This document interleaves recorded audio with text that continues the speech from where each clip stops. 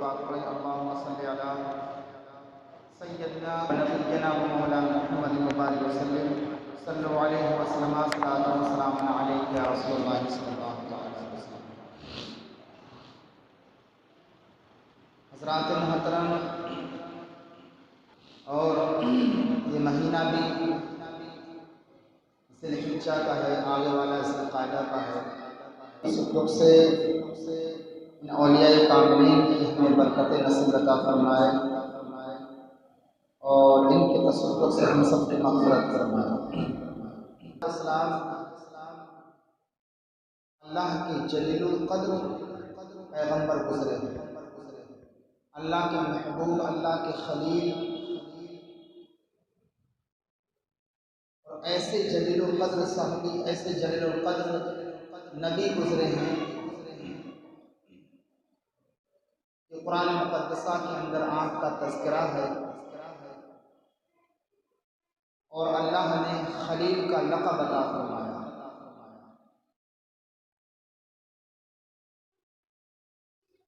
ایسے جلیل القدر اور ایسے ماحول میں آپ کی ولادت ہوئی کہ نمرود مردود نے اعلان کر دیا کہ جس کے یہاں بھی بچہ پیدا ہو اس کو قتل کر دیا جائے۔ اس افراتفری میں جہاں قتل و غارت عام ہو،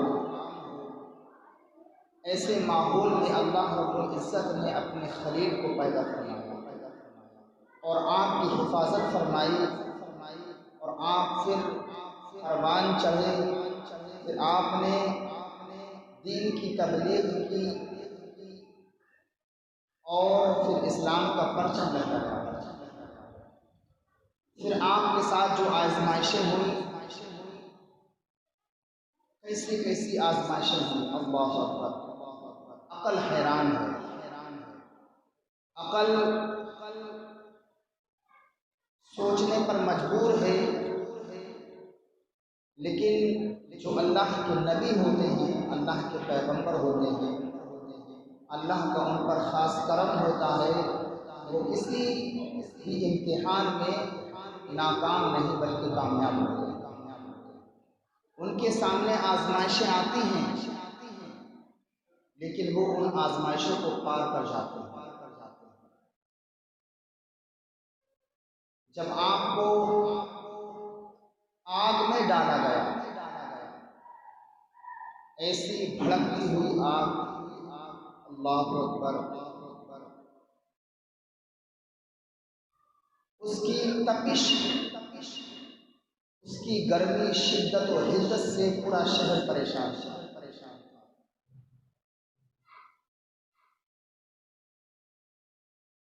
کوئی پرندہ اگر آگ کے اوپر سے گزرتا تو جل کے راکھ اور خاک ہو جاتا، لیکن آپ نے ان کا کیا بگاڑا تھا؟ کوئی دولت چھین رکھی تھی، مال چھین رکھا تھا؟ نہیں، صرف آپ نے دین کے بارے میں بتایا۔ وہ لوگ ہزاروں معبودان باطلہ کی عبادت کرتے تھے، کبھی پیڑ کی عبادت کرتے، کبھی چاند و سورج کی عبادت کرتے، کبھی پانی کی عبادت کرتے، کبھی سمندروں کی عبادت کرتے۔ آپ نے ان تمام تر عبادتوں سے ہٹا کر آپ نے کہا ایک اللہ کی عبادت کرو۔ یہ سب بیکار ہے، یہ سب مخلوق ہے، اللہ نے ان سب کو پیدا کیا، یہ اللہ نہیں ہو سکتے جس کو اللہ نے بنایا ہو۔ اور پھر جب نمرود کے دربار میں آپ حاضر ہوئے، اس نمرود مردود نے آپ سے کہا کہ تم نے ہمیں سجدہ کیوں نہیں کیا؟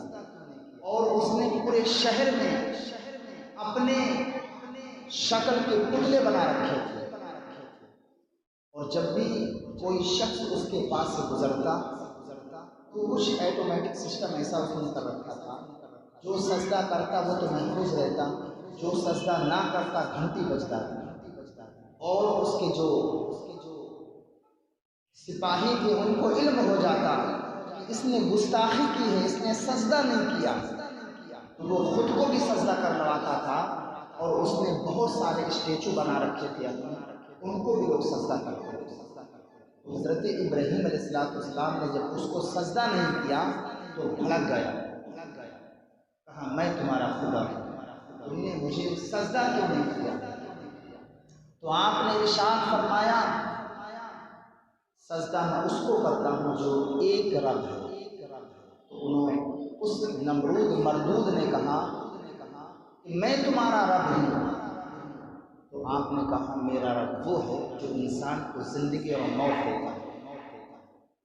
زندگی اس معنی کر کے کہ ایک پانی کے قطرے سے اللہ رب العزت انسان کی شکل و صورت کو بناتا ہے، 3 پردوں کے اندر ماں کی شکل میں رکھتا ہے، اور 9 مہینے نہ کوئی راستہ ہے، نہ کوئی ہوا جانے کا طریقہ اور کوئی راستہ ہے، ان 3 پردوں کے اندر انسان بچہ پرورش پاتا ہے، پھر آ کے اس کی ولادت و سعادت ہوتی ہے، پھر جا کے پروان چڑھتا ہے، وہ بھی شیر خوار بچہ۔ اللہ وہ ہے جو انسانوں کو زندگی عطا فرماتا ہے اور موت عطا فرماتا ہے۔ اس بدبخت نے 2 قیدیوں کو بلایا، اس میں سے ایک کی اس نے قتل کروا دیا اور ایک کو رہا کروا دیا، کہا دیکھو میں خدا ہوں آپ کا، چونکہ میں بھی انسان کو زندگی اور موت دیتا ہوں۔ پھر آپ نے ایسا ایک سوال رکھا اس کے سامنے، ایک ایسا جواب دیا کہ وہ لاجواب ہو گیا، ہکا بکا رہ گیا۔ آپ نے آخر میں جواب دیا میرا خدا وہ ہے جو سورج کو پورب سے اگاتا ہے اور پچھم میں چھپاتا ہے۔ اگر واقعی تو خدا ہونے کا دعویٰ کرتا ہے تو سورج کو پچھم سے اگا دے، پورب سے پچھم سے اگا دے اور اس کو پورب میں چھپا دے۔ تو یہ معاملہ دیکھ کے دنگ بنگ رہ گیا، اس لیے کہ یہ کام صرف اللہ رب العزت کی ذات کر سکتی ہے، بندے کے بس کی بات نہیں۔ پھر اس نے دشمنی کی اور آگ کو اسی آگ کے اندر ڈال دیا۔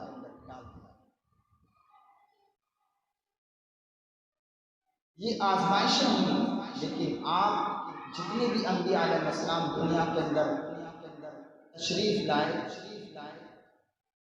انہوں نے اپنی قوم کو اسلام کی دعوت دی، لیکن اگر قوم نے اسلام قبول کیا تو ٹھیک ہے، نہیں تو ظلم کیا یا تو پھر اسلام کو جھٹلایا، تو پھر جا کر کے انہوں نے مکہ مکرمہ کے اندر اپنی زندگی گزاری۔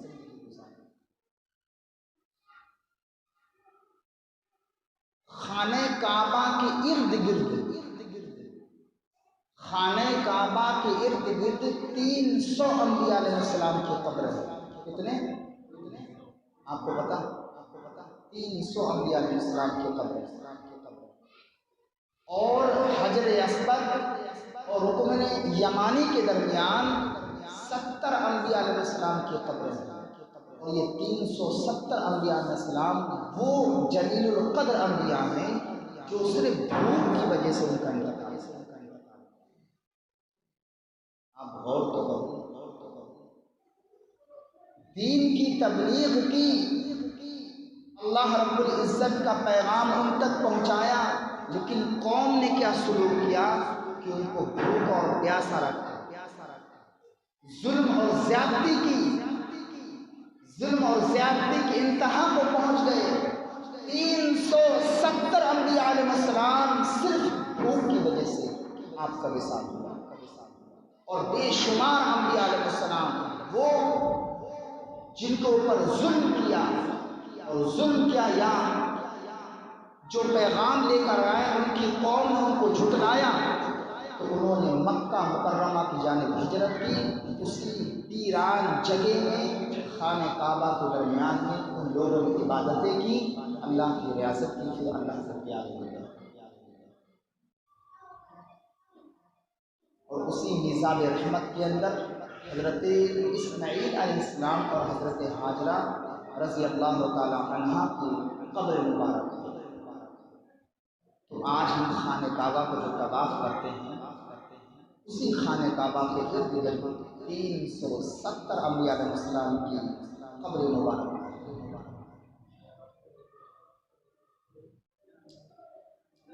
اور خانہ کعبہ کی عظمت بہت ہی بلند ہے، روایتوں کے اندر آتا ہے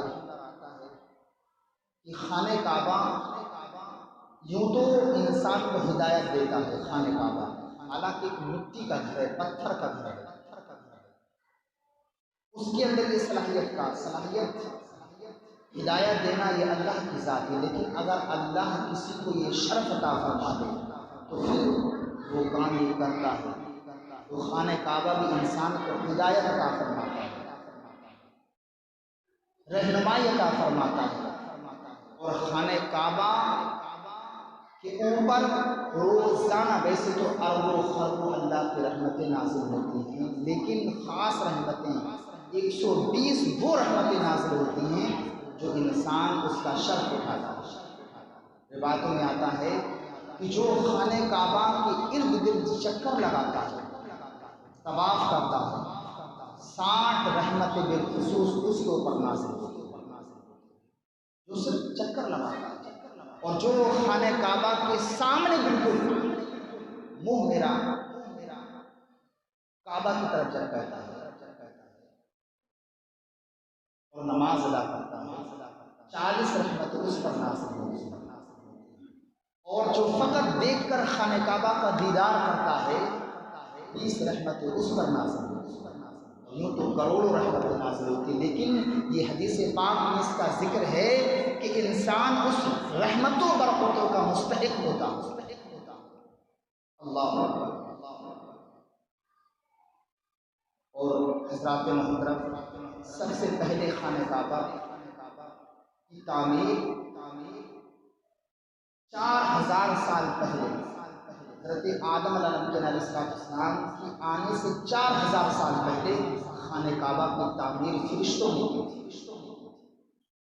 اور اس کا فرشتوں نے پھر طواف کیا، پھر وہ خانہ کعبہ منہدم ہو گیا، پھر حضرت آدم علیہ السلام اور حضرت جبریل امین نے اس کی تعمیر کی، حضرت جب طوفان نوح آیا تو پھر خانہ کعبہ کو اٹھا لیا گیا، بالکل سیٹ میں اوپر آسمان پر، جسے بیت المعمور کہتے ہیں، آج فرشتے اس کا طواف کرتے ہیں۔ اس کے بعد اس کی گرد دیواریں بالکل منہدم ہو گئی، یہاں تک کہ نیل کھود دی گئی۔ پھر اس خانہ کعبہ کی تعمیر حضرت ابراہیم علیہ السلام اور آپ کے فرزند حضرت اسماعیل علیہ السلام نے، اور اللہ کا مقدس شہر اس کا کوئی وجود نہیں تھا، یہ ویران تھا، چٹیل میدان تھا، بنجر زمین تھی، لیکن اس کا وجود حضرت اسماعیل علیہ السلام کے مبارک قدموں کی برکت سے ہوا۔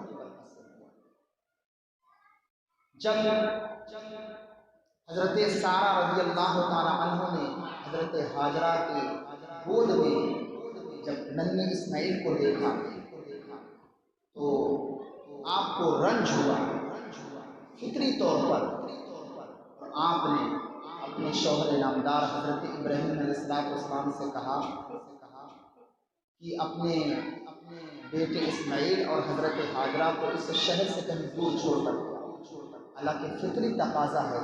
جب یہ بات حضرت سارہ نے کہی تو آپ کو تکلیف ہوئی کہ میں اپنی بیوی اور بچوں کو کہاں چھوڑ کر کے آؤں، کس شہر میں چھوڑ کر کے آؤں،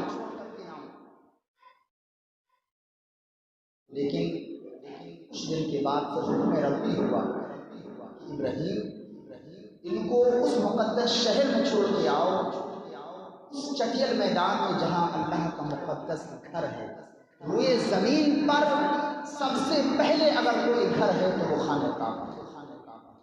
اس سے پہلے روئے زمین پر کوئی گھر نہ تھا۔ اللہ رب العزت نے سب سے پاک اور پوتر، سب سے اچھا اور رہنمائی کرنے والا اگر روئے زمین پر کوئی گھر ہے تو وہ خانہ کعبہ ہے۔ تو جب حضرت ابراہیم علیہ السلام حضرت ہاجرہ اور اسماعیل علیہ السلام کو لے کر کے چلے، کئی دن کا سفر ہوا، وہاں آپ نے اس وقت خانہ کعبہ کی در و دیواریں ختم ہو چکی تھیں، نیوی نہیں دکھائی دے رہی تھی، آپ رات کے کسی حصے میں پہنچے اور جب سحری کا وقت ہوا تو حضرت ہاجرہ کو وہاں چھوٹے اسماعیل علیہ السلام کو وہیں چھوڑا۔ تو جب سحری کے وقت چلنے لگے تو حضرت ہاجرہ رضی اللہ تعالی عنہ نے سوال کیا، اے میرے شوہر نامدار، ویران جنگل میں دور دور تک کوئی آبادی نہیں، نہ کوئی انسان دکھائی دیتا ہے، اس چٹیل میدان میں نہ کوئی بستی ہے، اور پھر یہ درندوں اور چوپاؤں کی جگہ ہے، طرح طرح کے درندے ہیں، شیر ہیں، اس ویران جنگل میں ہمیں آپ کہاں چھوڑ کے جا رہے ہیں؟ اللہ اکبر۔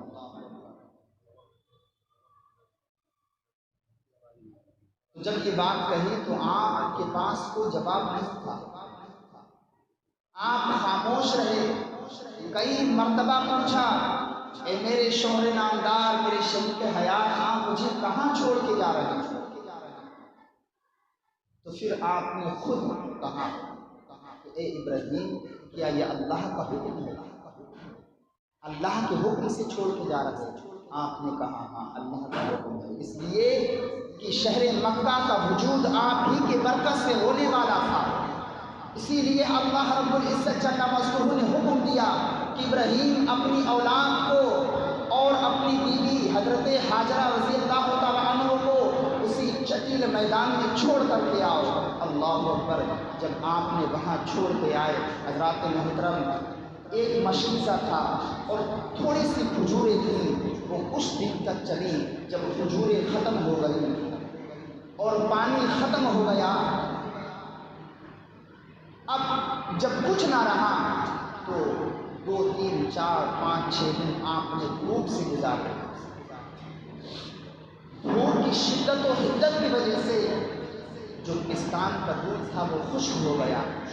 اب شیرخوار حضرت اسماعیل علیہ السلام دھوپ کی وجہ سے بلکنے لگے، آنکھوں میں اندھیرا چھانے لگا۔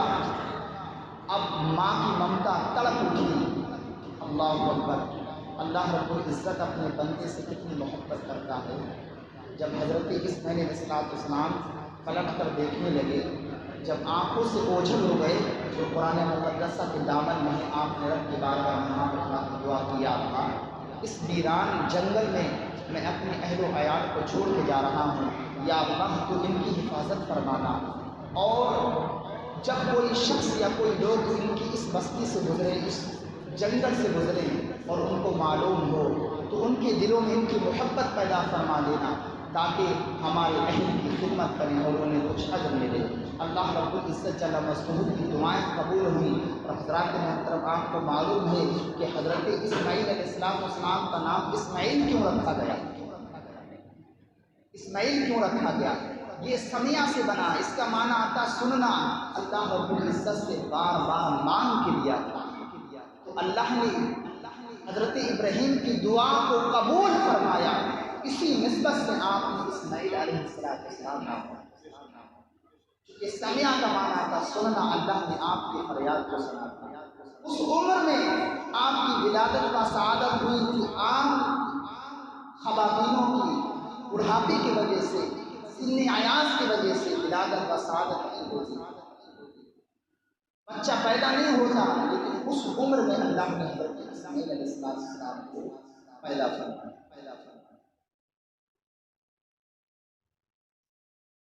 جب کھجوریں ختم ہو گئی، پانی کا مشکلہ ختم ہو گیا، بھوک سے آپ بھی نڈھال ہو گئی، ادھر چھاتی کا دودھ خشک ہو گیا۔ اب یہ معلوم ہوا شاید کہ یہ بھوک میرے ننھے اسماعیل کی جان نہ لے لے، تو اس وجہ سے حضرت ہاجرہ رضی اللہ تعالی عنہ نے صفا اور مروہ کی سعی کے لیے، جو آج ہر بار صفا اور مروہ کی سعی کرتا ہے۔ ایک سوال ذہن میں آتا ہے، حضرت ہاجرہ نے صفا اور مروہ کی سعی کری، کیوں؟ کہ شاید کہ کوئی انسان دکھائی دے، اس کے پاس کچھ مل جائے، پانی مل جائے یا کھجور مل جائے یا کچھ کوئی کھانے پینے کا سامان مل جائے، کوئی شخص دکھائی دے دے تو اس وجہ سے سب سے پہلے صفا کی آپ نے دوڑ لگائی اور پیچھے مڑ مڑ کے دیکھنی تھی کہ میرے نبی اسماعیل کی جان ہے کہ نہیں، اس بھوک نے کوئی ضرر اور نقصان تو نہیں پہنچا دیا، یا کوئی موذی جانور آ کے آپ کو نقصان تو نہیں پہنچا رہا ہے۔ آپ دوڑتے جاتے ہیں، پیچھے مڑ مڑ کے دیکھتے جاتے ہیں۔ جب صفا پہ پہنچے، جب وہاں دور دور تک دیکھا کوئی نظر نہیں آیا، تو پھر مربع کی جانب آپ نے صحیح کری، یعنی دوڑی مربع پر پہنچی، وہاں دیکھا کوئی نظر نہیں آیا، تو پھر بھوک کی شدت کی وجہ سے کہیں یہ بھوک میرے نبی اسماعیل کی جان نہ لے لے، اس وجہ سے پھر صفا کی جانب آپ دوڑی، پھر صفا سے پھر مربع، پھر صفا، پھر مربع سے پھر صفا، کیوں کہ کوئی مل جائے، کوئی شخص مل جائے تھوڑا سا پانی، لیکن پانی دستیاب نہیں۔ آج ہر حاجی صفا اور مربع کی صحیح کرتا ہے، تو کیا مقصود وہاں پانی تھا؟ آج تو پانی مقصود نہیں، پھر کیوں یہ ادا کی جا رہی ہے؟ پھر کیوں ہر حاجی دوڑتا ہے؟ پھر ہر حاجی کیوں دوڑتا ہے؟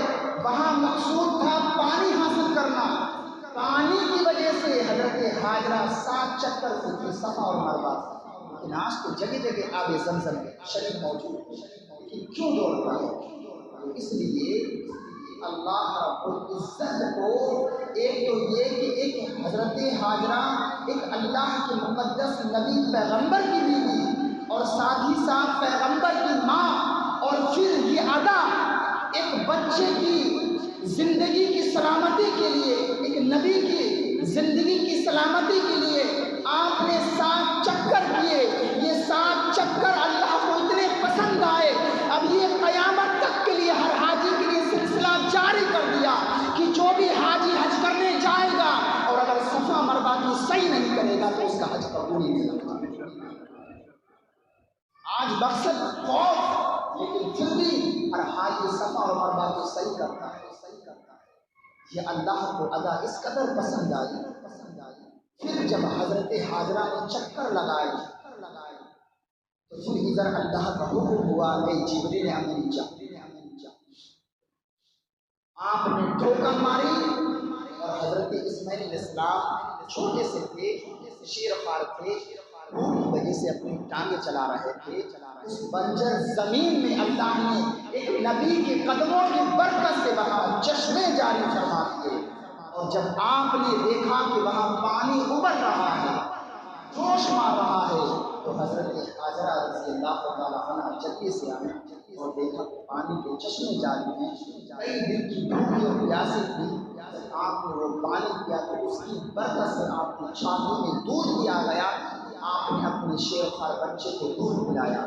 اس کے بعد میں پانی تیزی سے بہاؤ کا مانا ٹھہرا ہوا پانی، کوئی مانا سمجھ مارا ٹھہرا ہوا پانی، یہ گڑھے کا پانی ٹھہرا ہوا پانی، لیکن اس مبارک نام میں اتنی چاشنی ہے، اتنی برکت ہے، آب زمزم کا نام سنتے ہی آدمی کھڑا ہو جاتا ہے۔ زمزم شریف ہے، اب اس کا مقام و مرتبہ یہ ہے، جو عام پانی ہم بیٹھ کے پیتے، حکم ہے شریعت کا بیٹھ کے پینے کا، لیکن یہ آب زمزم اتنا متبرک، اتنا بابرکت، ایک نبی کے مبارک قدموں کی برکت سے نکلا ہوا پانی، اس کا پروٹوکول یہ ہے کہ اب اس کو بیٹھ کے نہیں پیا جائے گا بلکہ کھڑے ہو کر، اور پھر اس کا مقام و مرتبہ یہ ہے کسی اور سمت نہیں پیا جائے گا بلکہ قبلہ کی جانب چہرہ کر کے باادب پیا جائے گا، اس لیے کہ یہ آب زمزم ہے، اللہ کے نبی کے قدموں کی برکت سے نکلا ہوا پانی ہے۔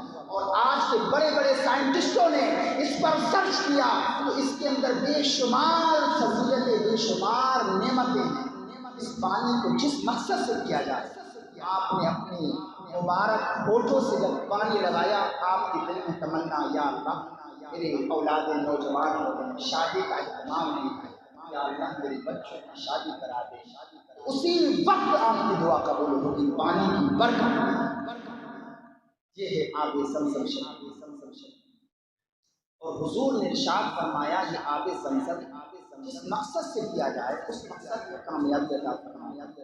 اگر آپ نے آب زمزم شریف بھوک کی نیت سے کیا اللہ تعالیٰ آپ کی بھوک مٹائے گا۔ اگر آب زمزم آپ نے پیاس کی شدت کی وجہ سے کیا تو آپ کی پیاس کو بجھائے گا۔ اگر آپ نے کسی بیماری کی وجہ سے پیا تو اللہ تعالیٰ آپ کو اس پانی کے برکت سے شفا یافتہ اس زمزم شریف میں اللہ نے ایسی برکت نازل ذرات محترم جب آپ نے زمزم کہا چاروں طرف سے پانی کو روک دیا، روکنے کے بعد پھر آپ کے اس کانوں میں دودھ آیا، اسی پانی کی برکت سے حضرت اسماعیل علیہ السلام کو پھر آپ نے دودھ پلایا، ان کی جان بھی جان آئی۔ اس کے بعد پھر حالانکہ وہاں کوئی آبادی نہیں، شہر مکہ کا وجود ہی نہیں تھا، صرف خانہ کعبہ کی دیواریں بھی ختم ہو چکی تھی، نام و نشان بھی مٹ چکا تھا، لیکن جب پانی زمزم شریف نکلنے لگا تو اب قافلوں کا گزر ہوتا تھا۔ جب ایک قافلے کا گزر ہوا، قبیلے جرہم کا ایک قافلہ آ رہا ہے۔ اب جب پانی بہنے لگا تو پرندے چہچہانے لگے تو لوگوں نے دیکھا شاید کہ کوئی منظر ہو گیا، تو جب آ کے بلکہ قبیلے نے دیکھا کہ پانی ہے تو حضرت حاجرہ سے انہوں نے گزارشیں کی کہ اگر آپ ہمیں پانی دیں تو ہم آپ کو پھل فروٹ اور آپ کو اس کے بدلے میں آپ کو غلہ وغیرہ دیں گے تاکہ آپ ٹھیک سے پرورش ہو سکے، آپ کے بیٹے کی پرورش ہو۔ تو آپ نے اس پر بات منظور کری، وہ لوگ غلہ دیتے تھے۔ پھر ہلکے وہاں قبیلے آئے اور جڑتے گئے، مکانات بناتے گئے، اس طرح سے شہر مکہ وجود میں۔ جب حضرات ہم آپ کو مکہ مکرمہ کی فضیلت پر تھوڑی سی گفتگو کر لیتے ہیں۔ آپ کی ہی وجود کی برکت سے شہر مکہ وجود میں آیا، شہر مکہ کا کوئی نام و نشان نہیں۔ مکہ مکرمہ پھر اللہ رب العزت جل مذکور نے بے شمار عظمتیں ہمارے حبیب ہمارے آقا محمد صلی اللہ علیہ وسلم کی برکت سے اس میں رکھ دی۔ حالانکہ پہلے بھی مکہ متبرک شہر تھا، آج بھی متبرک شہر ہے، لیکن زمانہ بدلتا گیا، پھر وہی مکہ مکرمہ برائیوں کا گڑھ بن گیا۔ آج اچھائیوں کا گڑھ ہے، اچھائیوں کا منبع ہے، لیکن حضور کی ولادت سے قبل وہی شہر میں تبدیلی آئی کہ وہ برائیوں کا مرکز بن گیا۔ طرح طرح کی برائیاں پھر ہونے لگی، پھر قوم بھٹکنے لگی، پھر جو ہے طرح طرح کی برائیوں میں مبتلا ہونے لگی اور ہر طرح کا ظلم و زیادتی ہونے لگی، یہاں تک کہ سود، پیاز، شراب خوری، زنا خوری عام تھی، اور ساتھ ہی ساتھ ایک اور تھا کہ اگر کوئی بیوی بیوہ ہو جاتی تو اس پر ظلم کرتے، اگر کوئی بچی پیدا ہو جاتی تو اس کو کاٹ دیتے، اس کو زندہ قبر کے اندر دفن کر دیتے۔ اس طرح سے برائیاں عام پھیلی۔ اس کے بعد اللہ رب العزت جل مذکور نے اپنے حبیب کی ولادت و صحابت اسی شہر میں پھر اللہ رب العزت نے اس شہر کو پہچان سنا۔ قرآن مقدسہ کے اندر ہے لا اقسم بہذا البلد، اللہ نے اس شہر کی قسم بھی اٹھائی، اس شہر مکہ کی قسم۔ اب یہ سوال کرتا اللہ رب العزت نے شہر مکہ کی قسم کو کیوں ارشاد فرمایا؟ کیا وہاں خانہ کعبہ ہے اس وجہ سے؟ خانہ کعبہ تو ایک زمانے سے حضرت آدم علیہ السلام کی ولادت سے 4000 سال پہلے فرشتوں نے خانہ کعبہ بنا دیا۔ کتنے ہزار سال پہلے؟ 4000 سال پہلے فرشتے اس کا طواف کرتے تھے۔ اس کے بعد حضرت آدم علیہ السلام دنیا کے اندر تشریف لائے۔ پھر خانہ کعبہ کی قسم کبھی اور ارشاد فرماتا، لیکن حبیب کے زمانے میں کیوں ارشاد فرماتا؟ تو خانہ کعبہ کی وجہ سے یا حجر اسود کی وجہ سے یا مقام ابراہیم کی وجہ سے یا زمزم شریف کا کنواں ہے پانی اس وجہ سے یا عرفات و مزدلفہ کا مقدس میدان ہے اس وجہ سے یا غار ہرا یا غار ثور اس وجہ سے نہیں۔ قرآن دیتا ہے لا اقسم بہذا البلد وانت حل بہذا البلد، اے حبیب وہ مقام و مرتبہ اپنی جگہ ہے، خانہ کعبہ ہونا وہ اپنی جگہ ہے، جو ہے آب زمزم شریف ہے اپنی جگہ ہے، مقام ابراہیم ہے اس کا مقام नाम अलग है, लेकिन कसम का फरमाना वो इस वजह से है वअन्त हिल्लुम बिहाज़ल बलद, इसलिए कि हबीब आप उस शहर में तशरीफ रखते हैं, इसलिए मैंने उस शहर की कसम खाई। उन चीज़ों का होना अलग चीज़ है, वो सब चीज़ मकामात रखती हैं, लेकिन हबीब उस शहर मक्का की कसम सिर्फ आपके मुक़द्दस ज़ात की वजह से हमने खाई, इसलिए कि उस मुक़द्दस शहर ने आपके बाबरकत मुतबर्रक मुबारक कदमों का बोसा लिया है, इस वजह से उस मुक़द्दस शहर की कसम खाई। गुफ्तगू तो मज़ीद है, इस पर बड़ी लंबी बहस होना थी, लेकिन वक्त ने साथ न दिया। अल्लाह रब्बुल इज़्ज़त की बारगाह में इस वक्त जो भी बयान किया, अल्लाह ताला इस पर हम सबको अमल की तौफ़ीक़ अता फरमाए और उस मुक़द्दस शहर की हम सबको ज़ियारत नसीब फरमाए।